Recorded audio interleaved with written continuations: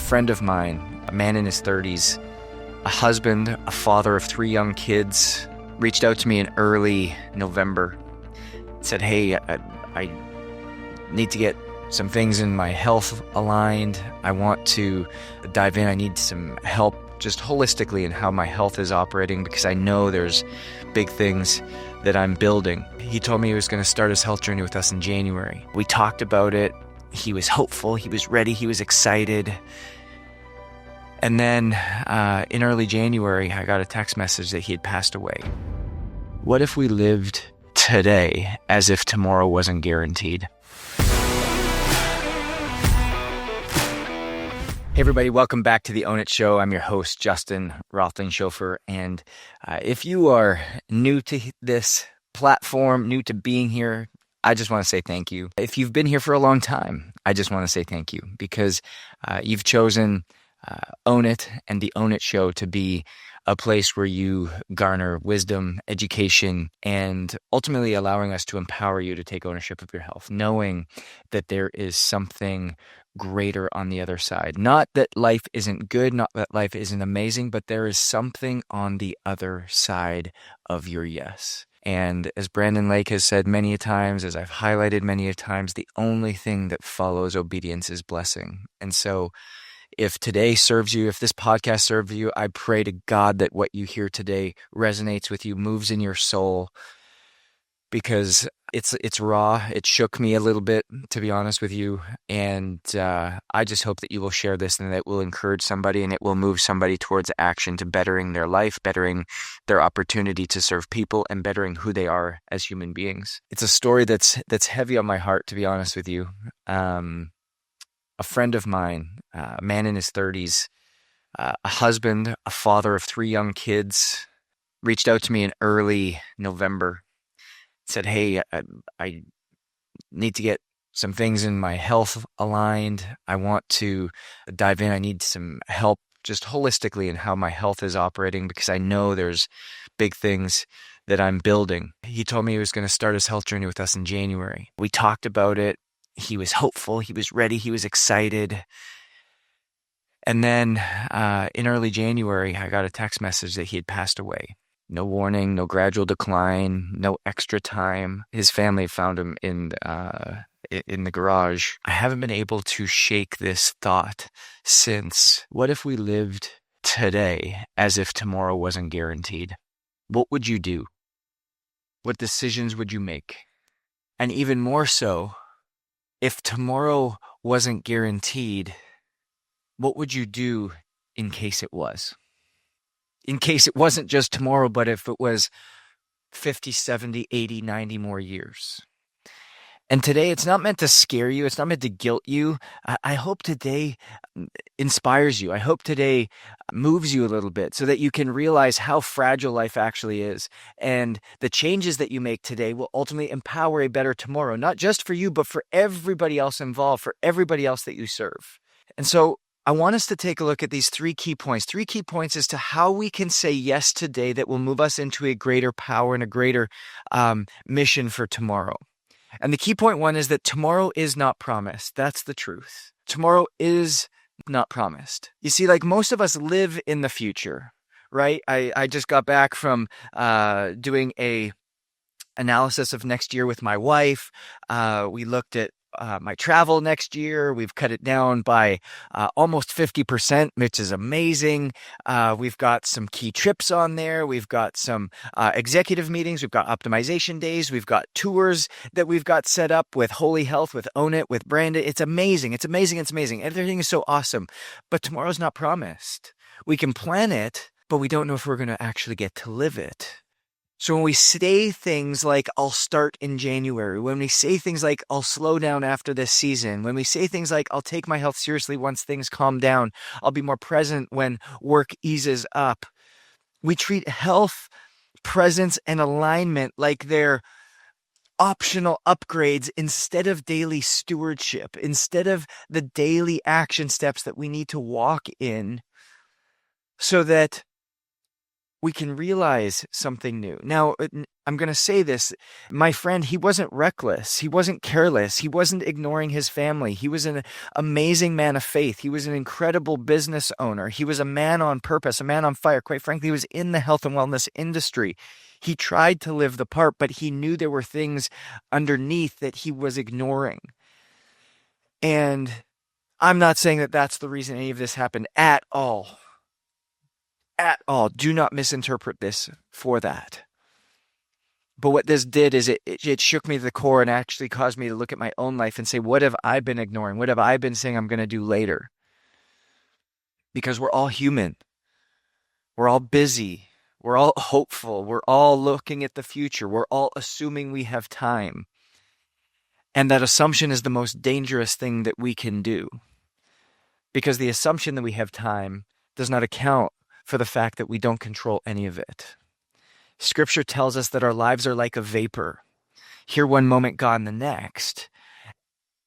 And so the most faithful thing we can do is live aligned today, knowing that tomorrow is not promised, knowing that tomorrow is not guaranteed. And so when we think about this, I want you to ask, what does God want you to do today? What has he been inkling, what is that word?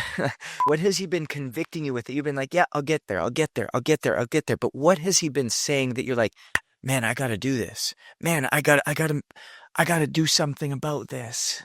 What has he been saying? Delay is just a form of disobedience. And this is the part that's uncomfortable. Because when God nudges us to change, when God nudges us to say yes, our health, our pace, our priorities, and we say, hey, later, we think we're being reasonable. We think that is justifiable. We think it makes sense. But often later is just a quiet disobedience. Delayed obedience even is disobedience. It's not rebellion, it's just delay. We don't say no, we just say soon, at some point, when it's more convenient for me. Little do we know what he's trying to do for us is protect us. He's trying to protect us from what we do not know. He's trying to protect us from what we are unaware of. He's trying to garner us and pull us forward. You see, even in this space, and again, I'm cautious with how much I use of this example, but my friend once saying no to health, he was saying yes to January. Now, does starting in November save him? Who knows? I'm not the judge of that. I don't know. But it caused me again to say to myself, what have I been saying? Yeah, you know what? I'm going to do this in January. You know what? Next year, after Holy Health launches, after Own It hit certain milestones, after the podcast reaches this many people, what have I been saying yes to down the road that I should be saying yes to now because of no other reason other than God asked? And there's a few things. The first thing, and I'm going to say these out loud so that you guys can hold me accountable because I'm probably going to do some talks on this, but God's been saying, hey, you know what, Justin, you have to start to include more flexibility and mobility work in what you do. Not because I'm not flexible and mobile. I'm actually quite flexible and mobile. I feel good, but I've been being asked to start adding some of that in. And it's been about a year. And the funny part is even halfway through last year, I started to get these low back pains that started to come out of nowhere. It's because I've been traveling a lot. It's because I've been sitting at my desk doing things like this a lot. And that delay for me has ultimately caused me to feel things of discomfort that I didn't like. And so it's not that I'm inflexible. It's that the addition of the flexibility and mobility that I'm going to do is actually going to help me when I'm traveling and doing everything that I'm doing. It's going to prepare me for what I'm not yet understanding is coming my way. Because delay keeps us ultimately from showing up fully for our families, doing our bodies well, walking in clarity and peace, living with margin, that miracle margin that I talk about so often. And what we don't know is coming often is what derails us. You don't know what's coming. I don't know what's coming, which makes obedience only that much more important. And so mobility and flexibility is one thing I'm adding. And the second thing I'm adding There's going to be more running back into the routine. I need to get back into a running routine. Yes, I train every day. Yes, I do these things, but I'm going to go and do 1 mile every day. Just 1 mile. That's not a lot. It's about 6 minutes and 30 seconds, but it's something that I'm committing to doing 1 mile every day and just building that back into my daily routine, my daily habit, my daily structure.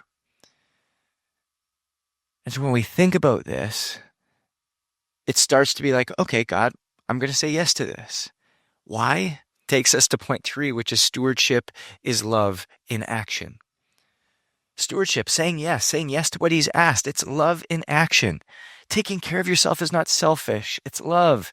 It's love for your spouse. It's love for your kids. It's love for the people who depend on you. It's love for God calling you to a place that is elevated in your life. You see, my friend with 3 young kids, they needed their dad. They needed their wife to be a partner, a family that needed more time, a vision for business that needed to come through. And again, I do not say this because anything else would have helped or prevented it.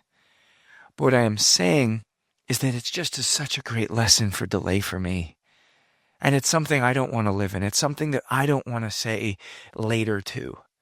And this is why I've got a plan in place for what does this look like? Not even in January or in a week, but tomorrow. Like tomorrow, this is what this looks like. I'm going to start stretching in the sauna, 10 minutes, going through an actual stretching routine that's there, 10 minutes every day. I'm in the sauna anyways. Why don't just stretch and add this to that? My run, you know what? It's either going to be I start my workout with a run that's going to be warm up, or it's going to end my workout with a run. Either one, but it's 6 minutes and 30 seconds. That's it. Well, I guess I can add that in. I guess I can say yes. I guess I can do that. And all of a sudden, as we start to see this, as we start to say yes, you don't know what God's going to do. You don't know what God's going to do. Because stewardship isn't about perfection. Yeah, I'm going to miss days. Yeah, it's not going to be perfect. But my goodness, stewardship's about faithfulness and what you have to say yes with today. What you have to say yes to today. Because your body will not go with you, but your body is what's carrying your calling forward while you're here on this earth. It's disposable. But just because it's disposable doesn't mean you can treat it like garbage. Just because it's disposable doesn't mean you can treat it like garbage. Mentally, physically, spiritually, emotionally. And so when we think about what I want you to write down and what you want you to focus on is that, number 1, tomorrow isn't promised. We don't have a guarantee that tomorrow is here, but my gosh, let's make sure that we live in accountability to what it is that we are saying yes to. And realizing that what we're delaying is actually a form of disobedience. Delayed obedience is a form of disobedience. And when we say yes to certain things, recognize that we're acting in stewardship. Stewardship is love in action. And so as you move forward, what I want you to start asking yourself is, God, what do you want me to start saying yes to? What do you want me to say yes to? Not tomorrow. Or what have you been asking me to do that I haven't yet said yes to, that's been convicted on you? Is it getting a coach? Is it getting some testing done? Is it joining that gym? Is it going and getting a better night routine in? Is it going and saying, hey, I actually have been meaning to reach out and get more involved in Own It or Holy Health or some other community, and I've just said, maybe tomorrow, maybe next week, maybe next year? Is it starting to walk every morning? Is it going to bed earlier? Is it having the hard conversation? Is it breathing every day? Is it praying more? Is it asking for help? But don't wait for January. Don't wait for February. Don't wait for the perfect moment. Don't assume you have time. We don't know what's coming. But we do know what is being asked of us today. And today is a gift. So let's use it that way. We know success looks different. So own your different. I will see you guys next week.